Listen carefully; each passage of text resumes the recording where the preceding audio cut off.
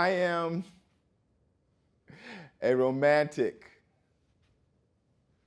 I love affection, I love passion. The problem, however, with romanticization is that it causes the truth to oftentimes evaporate into myths and untruths. For instance, I'm also very passionate about the Middle Passage and Middle Passage studies. The Middle Passage was that oceanic space between West Africa and North America, the Caribbean and Brazil. It was the second leg of the transatlantic slave trade, the most horrendous movement of human beings in the history of the world.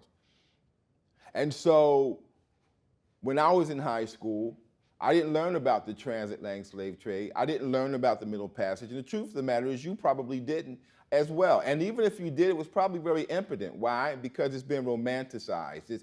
The horror of the trade was taken away from our history books. And so today I'd like to demythologize 4 myths about the transatlantic slave trade. The first myth is Africans all look alike. The second, Africans chose to come to America. The third myth is Africans in diaspora do not belong here. And the fourth myth is that the Middle Passage was not that bad. Africans don't all look alike. I know that because oftentimes, even though I am African American, I have dark skin and I have dreadlocks, I am oftentimes assumed to be Jamaican or West Indian. I remember one time I was going into Jamaica, and as I was walking down the runway on my way to get my luggage, I hear this person hollering in the background, "Rasta, yo, Rasta!" The assumption was that because I have locks, that I'm Rastafarian. Rastafarianism is a religion that has its origins in Jamaica. And one of the tenets is smoking weed. And you guessed it, this guy assumed that I was a Rastafarian and wanted to sell me some weed. So when he approaches me and he makes the offers, I decline it and I say to him, "No, my brother, I don't need the weed because I brought my own." Well, just kidding. I didn't bring my own, and I'm not Rastafarian, and all Africans don't look alike. And that's because these men and women on slave ships came from different ethnic groups. They were Fulani, they were Ashanti, they were Yoruba, they were Mandinga. And they all, not only did they have different languages, but some of them had different cultures. They were not the same. And likewise, African Americans and people of African descent are not a monolith. We're not all just alike. Number 2, Africans chose to come to America. There's no indication that these maybe 2 brothers were standing on the west coast of Africa saying, "You know what, I want to go to America and be a slave.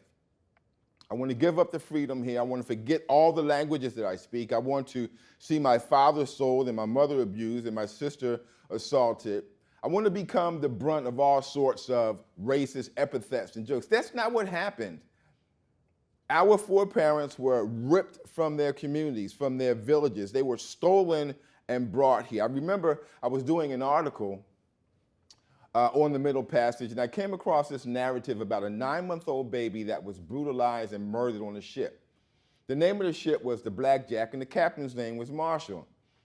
And so the baby is crying because we don't really know, because the text doesn't tell us, but we do know this, that while the baby's crying and not eating, the captain begins to beat the baby with a cat and nine tail. Now, a cat and nine tail was an instrument of punishment. It was about maybe 9.5, 10 inches long. It had 9 pieces of leather at the end, and oftentimes they would tie knots in it so that when it struck your skin, if it was ripped back, it would pull your skin off. So imagine now this captain beating this 9-month-old baby who's crying at sea, possibly because she's colicky, and he beats this baby with this cat and nine tail, then ties a 3-pound log around her neck, and he accidentally drops the baby. The baby's neck is broken, and she dies.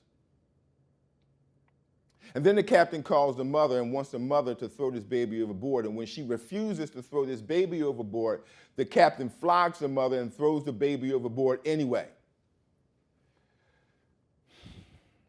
Neither the baby nor the mother chose to come to America. And likewise, most of our ancestors did not choose to come here. Myth number 3, Africans in diaspora don't belong here. When we hear that statement, it's a dog whistle. We live in a culture now where people are telling other people of color to go back to the country from which they came. The a priori assumption behind that statement is that black people have not contributed to the American culture, when in fact, we built most of the buildings here. If you know anything about Harvard University, Princeton University, Yale University, they were built by black people. They couldn't attend, but they built the buildings.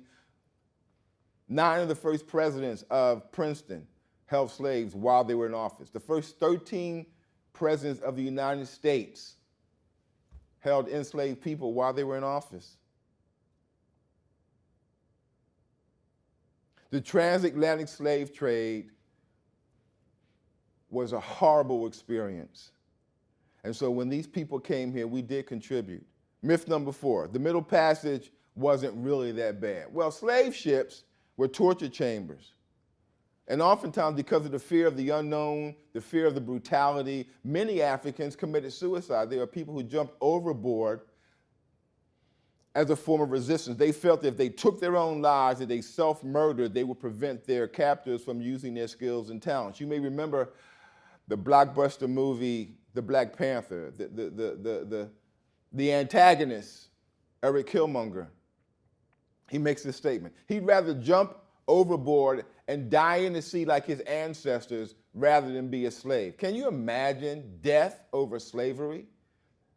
That you would rather take your life than be a slave? And yet, that's what happened. The brutality was so bad that on a slave ship called the Marlborough, 100 people were thrown overboard because of an insurrection. Another ship called the Brillante, 600 Africans were chained to the anchor, and the anchor was dropped to the bottom of the ocean, and these people died at sea. There's another ship called the Kent, where the captain not only beat and brutalized 49 people, but he shot them, he hanged them, and then dismembered their bodies and threw them in the ocean. That's what it was like to be on a slave ship. Many of these men and women were whipped so badly that they even bled to death. Some of them were thrown overboard as shark bait to prevent insurrections. And yet, if we understand it from an African perspective, suicide was possibly a form of triumph. Dr. Derek Bell, former professor of law at Harvard, says that triumph is not always in the toppling of a system. Sometimes triumph is in the doing, it's in the resisting, it's in the martyrdom. That triumph prevails when the oppressed take the power back from the oppressor. So it's important that you understand this, and you can share this with your friends. One, that Africans and African Americans have fought in every single war since we've been here in 1619. We have contributed economically, technologically, and spiritually to the growth of this country. And every other group that came here, from the British to the Spanish to the Germans to the Irish, they came here on their own. But as for us African Americans, we were brought here involuntarily. We were stolen from our homes, and we did not come here by choice. Thank you.